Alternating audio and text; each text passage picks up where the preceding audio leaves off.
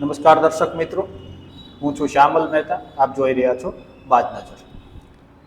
મિત્રો, ચાલુ વર્ષે એટલે કે વર્ષ 2026માં હવામાન શાસ્ત્રીઓ અને મોસમ વૈજ્ઞાનિકો ભારતમાં ચોમાસું નબળું રહેશે તેવી સંભાવનાઓ વ્યક્ત કરી રહ્યા છે અને આનું કારણ તેઓ એલ નિનોને આપી રહ્યા છે કે એલ નિનોને કારણે ભારતમાં ચોમાસું નબળું રહેશે.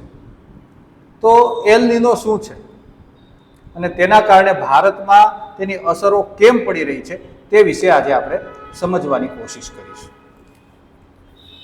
મિત્રો, એલ નિનો એટલે પેસેફિક મહાસાગરની અંદર તેમના મધ્ય ભાગ અને પૂર્વીય વિસ્તારની અંદર પાણી સામાન્ય તાપમાન કરતાં વધારે ગરમ થઈ જાય, તેને એલ નિનો કહેવામાં આવે છે. પૂર્વ પેસેફિક મહાસાગરને આપણે પ્રશાંત મહાસાગર તરીકે પણ ઓળખીએ છીએ. એટલે આ પાણી ગરમ થાય એટલે તેની સીધી અસર ઋતુચક્ર પર થાય છે અને તેના કારણે તેની આડઅસર સ્વરૂપ ભારતમાં પણ ચોમાસાને વ્યાપક અસર થાય છે. ભારતમાં ચોમાસું કેવી રીતે આવે છે અને તેનું ઋતુચક્ર કેવી રીતે ગોઠવાયેલું છે તે આપણા અભ્યાસક્રમમાં આવી ગયેલું છે. આપણે ભણી ગયેલા છે કે હિન્દ મહાસાગર અને અરબી સમુદ્ર પરથી મોસમી પવનો, ભેજવાળા મોસમી પવનો વાદળા સ્વરૂપે ભારતમાં પ્રવેશ કરે છે અને સમગ્ર ભારત વર્ષની અંદર વરસાદ વરસાવે છે.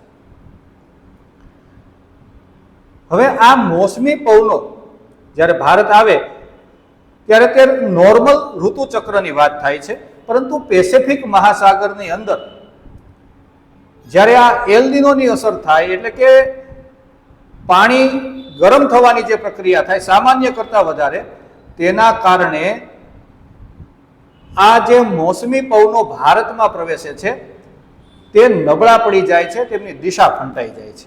હવે તેની દિશા વૈશ્વિક અસરો આની જોવા મળે છે અને આખું ઋતુચક્ર વિશ્વ આખામાં ફરી જાય છે અને તેની અસર ભારતમાં પણ દેખાય છે. એલ નિનોની અસર અન્ય કેટલી છે તો તેને કારણે ગરમીનો પ્રભાવ ખૂબ વધી જાય છે, હીટવેવ આવવા લાગે છે, ખેતી ઉપર અસર થાય છે. વરસાદ ઓછો પડે તો તેના કારણે આકાશી રોજી જેવી ખેતી હોય તો તેના પર ખૂબ અસર થાય છે.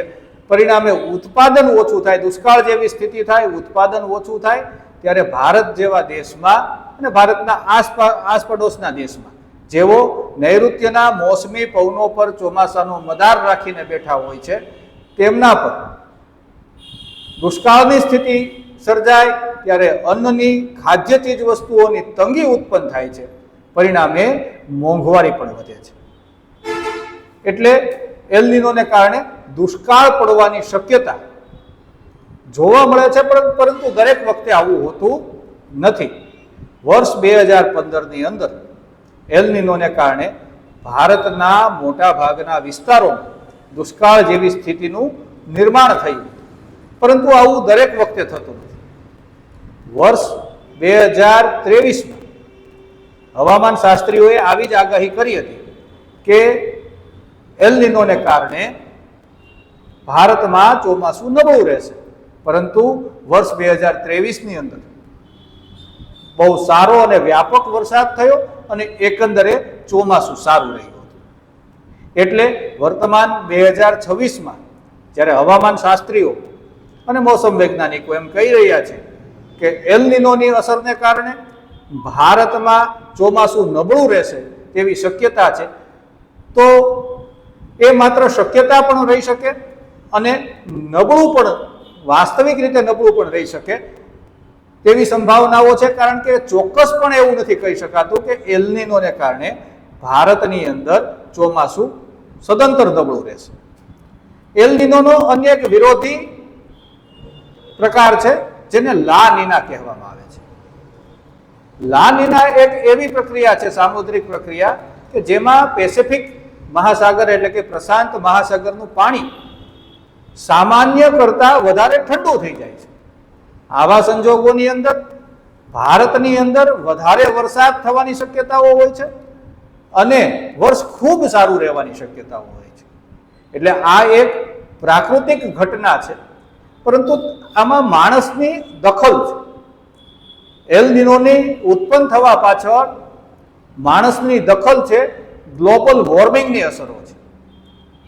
માણસ સતત જે પ્રકૃતિ સાથે છેડછાડ કરી રહ્યો છે, અવનવા ઔદ્યોગિક કે પરમાણુ પરીક્ષણો કરી રહ્યો છે, યુદ્ધો ચાલી રહ્યા છે, તેના કારણે એક ગ્લોબલ વોર્મિંગની જે અસરો ઉત્પન્ન થઈ છે, તેના કારણે આ એલ નિનો કે લા નિના જેવી ઘટનાઓ બને છે.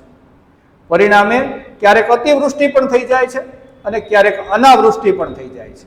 એટલે વર્તમાન સમયમાં વર્ષ 2026માં ભારતના લોકો ચિંતિત છે કે એલ નિનોની અસરને કારણે ભારતમાં ઓછો વરસાદ થશે તો આ યુદ્ધગ્રસ્ત વિશ્વમાં મંદીના સમયમાં આ પડ્યા પર પાટો જેવી ઘટના થશે, તો એવી અસરમાંથી કેવી રીતે બહાર નીકળવું, તે બાબતે તેઓ ચિંતિત છે.